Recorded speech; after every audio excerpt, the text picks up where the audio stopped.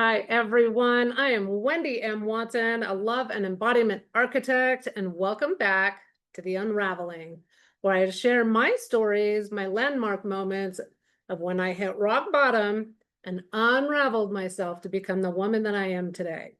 And today we're going to talk about how you don't get to just skip the chaos. So let's go unravel, shall we? So I moved in with my friends. I'm staying, we're hanging out on the couch. I'm finally starting to breathe a little bit and kind of relax and pay off my bills and, all of those things. And we're sitting on the couch watching Finding Nemo when the phone rings. And it is my mom with what she thought was the best news ever. She was all excited to let me know that my dad had proposed to her and she had accepted. Click. Not a single word. All I did was hang up the phone. See, my parents had divorced when I was 8, and I was now 28. And they both had remarried into complete dysfunction. My stepdad's family stole and lied to from each other, stole from us. My stepmom's family was just all kinds of dysfunction. I'm not even going to go there.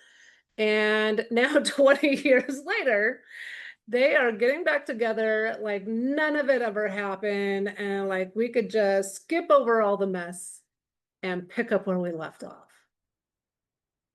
I don't think so. You don't get to just skip the chaos. That's not how it works with me. That phone call wasn't just shocking.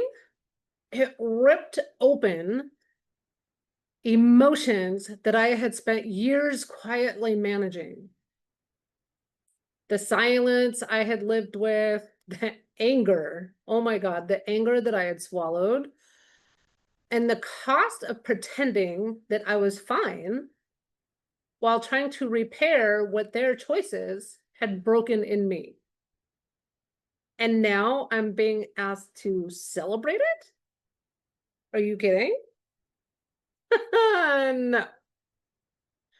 However, something very magical happened after that call. I had never actually asked my dad for his side of the story. I'd been living inside the version of my mom's side of the story and my version of the events. So I started asking him, over a period of years and several conversations, what his side of the story was, what he experienced. And as adults, he opened up to me. And those conversations shifted everything in my dynamics with my family.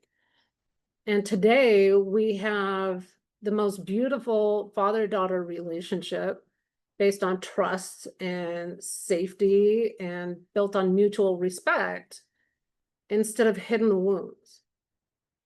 And when I look back, I know that that unraveling was a turning point. It was a turning point for me and my father, who, in junior high school, I'd walk home wishing he was dead. And now, to this day, he's my rock. He's the one that I go to for logic and to talk me off ledges and all of those things. And it's really beautiful. It was, because healing doesn't always begin with forgiveness. Sometimes healing begins with time. Sometimes it begins with curiosity and opening the doors of communication that for us had been locked for 20 years. It also started the unraveling process in my relationships with men. Too bad I had already rebounded. Thank you for being here. I will see you next week on the next Unraveling when we talk about friendships that turn romantic.